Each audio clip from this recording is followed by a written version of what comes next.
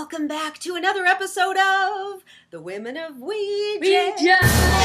It's Marla Martenson and Karen Dahlman back at you. Hey, you guys. It's been a while since we've made a video, but we're so excited because we're doing a series of them right now to answer some basic questions, going back to the basics.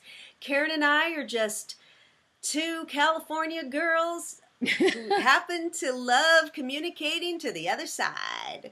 We love using our spirit boards, talking boards, Ouija boards, and we've been asked a lot of questions, and I see a lot of things pop up from time to time in the different social media venues that they ask the questions about. Should we fear the Ouija? So Marla and I thought we should just cover the basics again and dig in, and we'll be doing a few episodes related to this topic because I think we can all explore this a little further and learn from each other as we explore it. Sounds fantastic. So let's talk about fearing the board and Hollywood fact or fiction. So take it away, Karen. Karen is an expert. You guys, if you have not seen our other episodes, she's been using the Ouija board for over 40 years. She's a Ouijaologist and has been on many shows, including Coast to Coast AM regularly, and she has books on the subject. So she is a real expert with Ouija boards, and you can see one of her boards in the back there. So oh yeah, this board back here is fabulous. It's from the 1940s, 50s circa. So okay, so let's talk about Hollywood. What has Hollywood done to the whole board thing? Well, they're very smart and they capitalized on people's fears and they marketed it and took it to the next level. You've got to remember when The Exorcist came out, and that was in 1973, December 26th. The movie I'm talking about. The book came out earlier. Okay. But when the movie came out, the highest, largest, greatest selling game of Parker Brothers was this board right here. This board, which is a circa 1973 board. And this was outsold Monopoly. 2 million copies sold the first year Parker Brothers took this board on. So Hollywood thought, wouldn't this be fun to use the greatest game out there that people love to have in their family rooms and their closets and their basements and play with, and use it to scare you? And so The Exorcist put it in the movie, and it was for about a minute, a little over a minute and 20 seconds, and went with it. Now, of course, the original story also has a story about a boy who was not a girl, but he had an aunt who brought a Ouija board to the house, et cetera, et cetera, et cetera. But we always want to blame the poor little Masonite board that I just pointed out to you. So Hollywood does a number with it, and they get you to a point where you start to fear it. But there's other ways and other things that have happened to the board along the years that also makes it appear spooky and scary and fearful. Marla, what are some of those that you recall? Oh, yeah, well, it's Hollywood, and I think that had to be where it started, because before that, we didn't really hear that fear. It was a parlor game. People would use it to connect. Since the 1800s, they were using different kinds of boards and things to connect.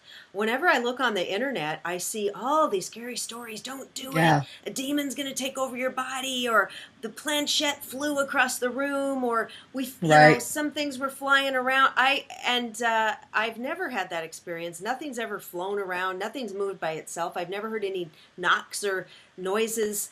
And I've used it a lot, and my angel always comes through on it. I have 2 angels that come through. Never had a demon come on or anybody bad. I might have had a couple of tricksters that were coming through there just saying some dumb stuff, and I said, okay, get out of here. And that's right. Adios. That's about it. But it has such a negative thing. Now, I don't understand why just the board has negative, but people use tarot cards, pendulums, all these other tools that nobody says, oh, be careful, you're going to get a demon coming through. But just the fact that there's a board which could be made of anything, and I don't know why they think it's just that attached to that. Well, it's a little enigmatic board, which is mysterious in itself, and so you can project all kinds of fears upon this.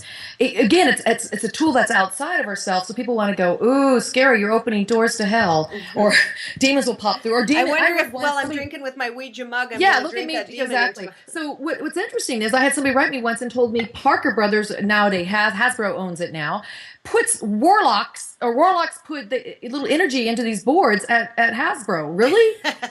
They think they hire witches and can warlocks work there?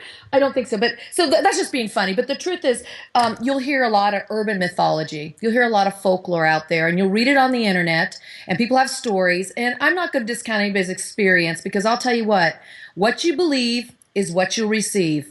Believe equals receive. If you believe you're going to have some kind of negative thing happen, you're going to attract and draw and receive that energy over here where it's going to happen. You believe it's going to happen here, you're going to get maybe positive interactions, you're going to receive that over here. So remember, believe equals receive, and really think about what it is you believe before you use the board.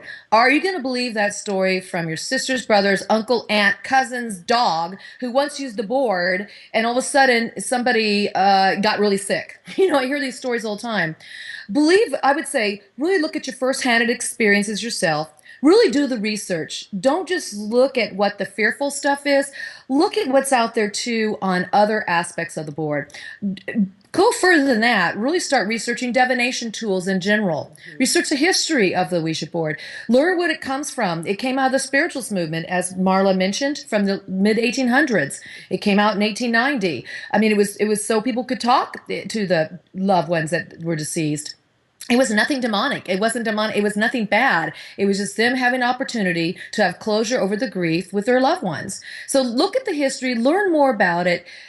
Forgo some of the hype you read on the internet. You're going to hear all kinds of things, but that's the beauty of the internet, but it's also the downside of it. You're going to hear a lot of things that aren't real, and really start to look at what else could be happening here. Is it possible it's just our ideomotor effect, meaning could it be just our mind making things move, making the small motor muscle movements push this planchette without us knowing it? Maybe that's a possibility. Could it be possibly that there are such things as spirits you can communicate with? Could it be that you're talking to your higher self? Could it be that you are talking to an angel, as both Marla and I do? Could it be you're talking to other kinds of beings? Or maybe it's just your dead grandfather. I mean, there's so many possibilities here. And so let's, be open to the possibilities, but explore it all and really look at where this fear came from. Sounds good to me, Karen. All right, you guys. We'll see you soon with another episode of the Women of Ouija. Happy Ouija. Bye. Bye.